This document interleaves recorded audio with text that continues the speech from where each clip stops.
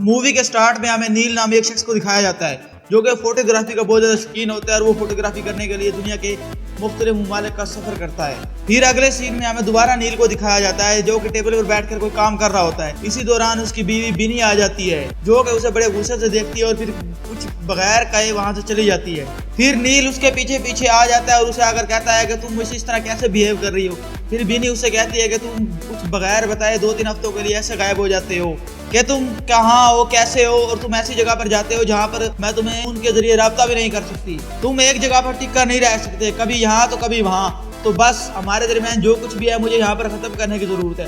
ये कहकर वो अपने कमरे में चली जाती है और अपना सामान पैक करने लग जाती है, जबकि नील बाहर से उसे आवाज़ें लगाना शुरू कर देता है। नील बिनी को रोकता रहता है लेकिन वो उसकी बात नहीं सुनती और वहाँ से चली जाती है। अगले दिन हमें दिखाया जाता है कि नील भी अपना सामान पैक कर रहा होता है और वो फिर फोटोग्राफी के लिए किसी दूर जगह चला जाता है, वो जहाज़ में बैठकर। उसके बाद जहाँ पर वो जाता है वहाँ पर जाकर साइकिल खरीदता है और फिर वो एक वीराने में चला जाता है। वहाँ पर उसको एक कैंप नजर आता है जिसमें एक शख्स विष्णु नाम का मौजूद होता है। दरअसल वो वहाँ पर आने वाले टूरिस्ट को अपना कैंप ऑफर करता है। नील उस कैंप के अंदर अपना सामान रखता है और फिर वहाँ से चला जाता है। अगले सीन में हमें दिखाया जाता है कि नील एक जगह बैठकर चाय पी रहा होता है। नील अभी वहीं बैठा होता है कि एक शख्स आकर खड़ा हो जाता है। नील उससे पूछता है कि तुम कौन हो, तो वो कहता है कि मेरा नाम थापा है और मुझे विष्णु जी ने भेजा है।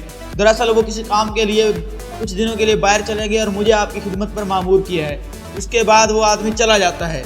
उसके बाद अगली सुबह नील अपनी साइकिल और वो कैमरा लेकर फोटोग्राफी के लिए निकल जाता है। अभी वो फोटोग्राफी कर रहा होता है कि उसे महसूस होता है कि किसी चीज़ ने उसे काट लिया है। जब वो देखता है तो उस काटी हुई जगह से खून बहना शुरू कर देता है। तो नील बहुत ज़्यादा खौफजदा हो जाता है और वो वहाँ से आकर अपने कैंप में सो जाता है, और लेकिन उसका खून अभी बह रहा होता है। अगली सुबह हमें दिखाया जाता है कि नील अपनी साइकिल बना रहा होता है तो थापा वहाँ पर कुछ फ्रूट्स लेकर आ जाता है। नील उसे कहता है कि यहाँ पर नेटवर्क नहीं है तो मुझे कुछ कॉल करने के लिए शहर जाना पड़ेगा। फिर वो अपनी साइकिल लेकर शहर आ जाता है, वहाँ पर वो कुछ चीज़ें खरीदता है और फिर वो विनी को कॉल करता है, लेकिन विनी उसकी कॉल नहीं पिक करती। उसके बाद नील अपने एक दोस्त मजहर को कॉल करता है और उसे कहता है कि मैं वहीं पर ठहरा हुआ हूँ जहाँ पर कुछ समय पहले हम ठहरे थे, क्या तुम मुझे ज्वाइन कर सकता है। तो मजहर कहता है कि नहीं, अभी मुझे कुछ काम है, मैं एक और ट्रिप पे जा रहा हूँ जहाँ पर मुझे 5 दिन लगेंगे, जैसे ही मैं वहाँ से वापस आता हूँ मैं तुम्हें ज्वाइन करूँगा।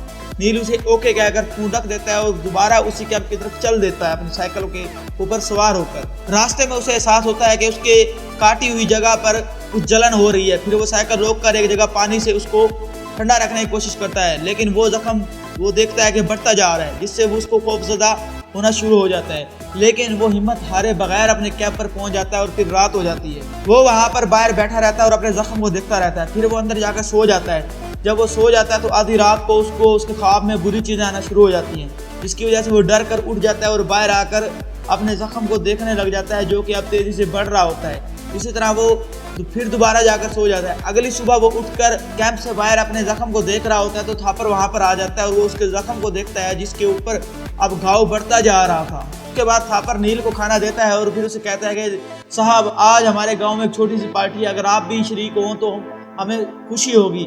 फिर नील उसे कहता है कि हाँ, मैं भी यहाँ पर रह रहकर ज़रा बोर हो गया हूँ तो मैं आपके पास ज़रूर आऊँगा।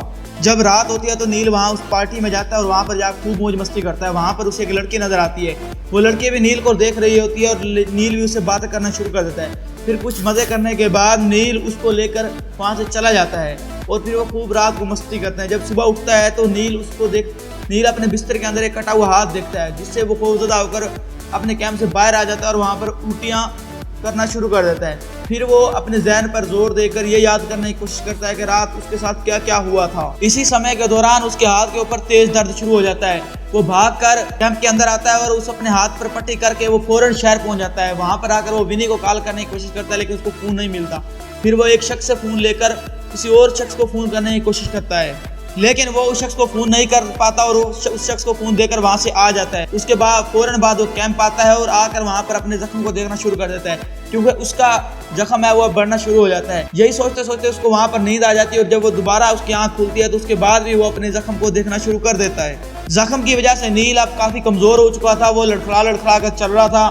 फिर वो कुछ दूर जाकर कुछ फल खाता है और फिर उन फलों की वजह से आई हुई थोड़ी सी ताकत और शक्ति की वजह से वो थोड़ी दूर जाता है, लेकिन कमजोरी की वजह से फिर उसको चक्कर आना शुरू हो जाते हैं और वही वहाँ पर बेहोश हो जाता है। फिर जब उसकी आंख खुलती है तो वहाँ से उठता है और स्लोली अपने कैंप में आकर विनी को कॉल करने की कोशिश करता है, लेकिन उसको कॉल नहीं लग पाती। फिर अगली सुबह वो अपने कैंप से उठता है और थोड़ी दूर जाकर दोबारा वहीं पर ढेर हो जाता है। फिर वो नील वहीं पे बैठा होता है तो कुछ चींटियां वहां पर आ जाती है, वो उनको उठाकर खाना शुरू कर देता है। फिर वहीं पे थापा आ जाता है और वो आकर उससे पूछता है कि साहब आप यहाँ पर क्या कर रहे हैं। नील उससे अपने जख्म को छुपाता है। फिर वो दोनों कैंप में चले जाते हैं और थापा जब नील के जख्म को देखता है तो वो उससे पूछता है कि साहब ये क्या है। फिर नील कहता है कि ये कुछ भी नहीं है, बस ये मामूली जख्म है, इसका इलाज चल रहा है। फिर थापा कहता है कि साहब मेरी बीवी की डिलीवरी होने के लिए मुझे शहर जाना पड़ेगा कुछ दिन के लिए, इसलिए मैं आपकी खिदमत के लिए एक लता नामी लड़की को छोड़ जाऊंगा जो कि आपको आपका दो वक्त का खाना दे जाएगी। उसके बाद नील को दरख्त के ऊपर एक छिपकली नजर आती है जिसे वो पकड़कर खा जाता है। दूर जाकर उसे कुछ और जानवर भी नजर आते हैं जिन्हें भी वो पकड़कर खा जाता है। फिर वो कैंप आकर अपने हाथ को देखता है तो वो अपने हाथ को पाड़ना शुरू कर देता है। फिर वो जब अपने चेहरे को आईने में देखता है तो वो भी तब्दील होना शुरू हो जाता है। फिर अगले सीन में हमें दिखाया जाता है कि नील अपने हाथ और चेहरे को छुपाकर शहर में इंटर हो जाता है। वो वहाँ पर एक शॉप में जाकर विनी को कॉल करने की कोशिश करता है लेकिन कॉल नहीं लग पाती।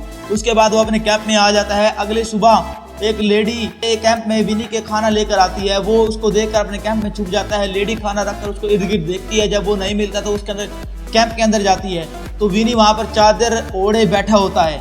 वो लड़की डरते डरते हुए नील के पास जाती है, लेकिन वो जैसे पास जाती है तो नील उसके ऊपर हमला कर देता है और उसकी गर्दन काट देता है। फिर वो धीरे धीरे बड़े मजे से उस लड़की को खाना शुरू कर देता है। अगले सीन में हमें विनी को दिखाया जाता है। वो फोन पर डॉक्टर अनीस से बात कर रही होती है। डॉक्टर अनीस उससे पूछता है कि क्या तुम्हारी नील से बात हुई, तो वो कहते हैं कि जब से हमारा झगड़ा हुआ है उसके बाद से मेरी बात नहीं हुई, मैं अभी घर पर हूँ, ये नॉर्मल बात है। वो पहले भी कई मरतबा इस तरह बगैर बताए घर से गायब हो जाता है और फिर खुद ब खुद वापस आ जाता है। उसे ऐसा करने में मजा आता है। फिर डॉक्टर अनीस उसे बताता है कि तुम फिक्र ना करो, वो तुम्हें कॉल करने की खुद ब खुद कोशिश करेगा, तुम उसके लिए परेशान ना हो। अगले सीन में हमें नील को दिखाया जाता है जो कि जंगल में लड़खड़ा कर गिर रहा होता है और फिर वो एक पेड़ के ऊपर चढ़कर वहां पर ही सो जाता है। फिर हमें विनी को दिखाया जाता है जो कि नील के डॉक्टर पार्कर से बात कर रही होती है। डॉक्टर पार्कर को नहीं पता होता कि इन दोनों के दरमियान झगड़ा हो चुका है। फिर वो विनी से पूछता है कि तुम और नील आजकल कहाँ पर रह रहे हो। विनी कहती है कि अंकल मैंने आपको यही बताने के लिए फोन किया है कि नील पिछले 2 हफ्तों से गायब है और हमारे दरमियान झगड़ा हुआ था। फिर डॉक्टर पार्कर कहता है कि वो शुरू से ही ऐसा हुआ है, वो मेरे बारे में बिल्कुल भी नहीं सोचता, तुम परेशान ना हो, उसके बारे में जैसे ही कुछ नई खबर आए तो मुझे बता देना। इसके बाद वो फोन रख देता है। अगले सीन में नील को दिखाया जाता है जो कि जंगल में बैठा होता है और उसके मुंह पर खून होता है। इसी दौरान उसे कुत्ते के भौंकने की आवाज आती है। वो उसको पकड़ने के लिए उसके पीछे भागना शुरू कर देता है। कुछ दूर के बाद वो उसके पकड़ लेता है और उसे नोच कर बड़े मजे से खाना शुरू कर देता है। उसके बाद हमें विनी और डॉक्टर पार्कर को दिखाया गया है। फिर डॉक्टर पार्कर उसे कहता है कि ये सब मेरी वजह से हुआ है, उसकी माँ की वफात के बाद मैंने उसके ऊपर तवज्जो नहीं दी। विनी कहती है कि डॉक्टर साहब आप इस बारे में परेशान ना हो, आपके और नील के दरमियान जो भी है उसको मैं जानती हूँ। उसके बाद वो दोनों मिलकर डॉक्टर नील को हर जगह तलाश करना शुरू कर देते हैं। जबकि दूसरी जानब नील की हालत भी कोई अच्छी नहीं थी। उसका वो सारा खून से लथपथ हो चुका था और अब वो एक जिंदा लाश यानी कि ज़ोंबी बन चुकी थी। अगले सीन में डॉक्टर अनीस और विनी को दिखाया गया है जो कि नील को लेकर बहुत ज़्यादा परेशान थे। फिर विनी उसे कहती है कि मुझे कुछ ब्लैक नंबर से बहुत ज़्यादा कॉल्स आई हैं, हो सकता है कि ये नील ही हो। फिर डॉक्टर अनीस उन नंबर के ऊपर कॉल करता है लेकिन उसे कोई रिप्लाई नहीं मिलता। फिर विनी कहती है कि मुझे नील की तलाश के लिए वहाँ जाना चाहिए, मैं इस नंबर को ट्रेस करवाऊंगी और वहाँ पर जाऊंगी जहाँ का ये नंबर है। उसके बाद विनी वहाँ से उठकर चली जाती है। उसके बाद कैंप में हमें एक शख्स को दिखाया जाता है जो कि नील को हर जगह ढूंढ रहा होता है, लेकिन नील जब नहीं मिलता तो वो वहाँ पर एक चेयर पर बैठ जाता है। बैठते हुए उसे एक अजीब तरह की चीज़ नजर आती है जिसे देखकर वो डर जाता है और वहाँ से भागने की कोशिश करता है, लेकिन नील इसी दौरान उसे गर्दन से पकड़कर उसके ऊपर हमला कर देता है और उसे वहीं पर मार देता है और बड़े मजे से उसे खाना शुरू कर देता है। फिर हमें डॉक्टर अनीस और विनी को देखते हैं जो कि पुलिस स्टेशन में उसकी गुमशुदगी की कंप्लेन दर्ज करवाना शुरू कर देते हैं और इसी तरह ये अखबारों और न्यूज़ में भी आना शुरू हो जाता है। जबकि दूसरे सीन में हमें नील को दिखाया जाता है जो कि बैठा बड़े मजे से किसी का मांस खा रहा होता है। तभी वहाँ पर थाप आ जाता है। नील उससे देखकर छुप जाता है और फिर डॉक्टर और आप नील को ढूंढना शुरू कर देता है, लेकिन फिर नील अचानक आकर उसके ऊपर हमला कर देता है और उसका दिल निकाल कर खा जाता है और इस तरह थापा की भी मौत हो जाती है। इसके बाद जो शख्स भी इस जंगल में आता है नील उसे मारकर खा जाता है। अगले सीन में हमें विनी को दिखाया जाता है जो कि उस शॉप तक पहुंच चुकी थी जहां से नील उसे फोन किया करता था। अगले दिन जंगल के अंदर एक और शख्स आ जाता है जिसे नील की तरह फोटोग्राफी का बहुत ज्यादा शौक था। अभी वो फोटोग्राफी कर रहा होता है, नील उसके ऊपर हमला कर देता है और उसे खाने की कोशिश शुरू कर देता है। नील अब पहले जैसा इंसान नहीं रहा था, अब वो बहुत ज्यादा डरावना और खौफनाक हो चुका था। उसके बाद मूवी में कुछ दिन का इंटरवल दिखाया जाता है और फिर अगले सीन में एक झूले के ऊपर बैठा एक बच्चा होता है जो कि ज़ुम्बी बन चुका था और उस जैसे बहुत ज़्यादा ज़ुम्बी वहाँ पर मौजूद थे। तभी हम एक शख्स को देखते हैं जो कि इन सब से बचकर भाग रहा होता है सड़क के ऊपर, लेकिन उसके सामने एक ज़ोंबी आ जाता है और उसे मारने की कोशिश शुरू कर देता है। तभी वहाँ पर डॉक्टर पार्कर और नीस आ जाते हैं। वो वहाँ पर ज़ोंबी को मार देते हैं और आगे बढ़ना शुरू कर देते हैं, लेकिन ज़ोंबीज़ को अभी खून की बो आ चुकी थी, वो खून के प्यासे थे और उसके पीछे चलना शुरू कर देते हैं वो भी। उसी के साथ यहाँ पर इस मूवी का इख्तिताम हो जाता है। दोस्तों, अगर आपको वीडियो अच्छी लगी है, मूवी की एक्सप्लेनेशन अच्छी लगी है, तो आप हमारे चैनल को सब्सक्राइब कर सकते हैं। आपसे अगली वीडियो में अपना ख्याल रखिएगा।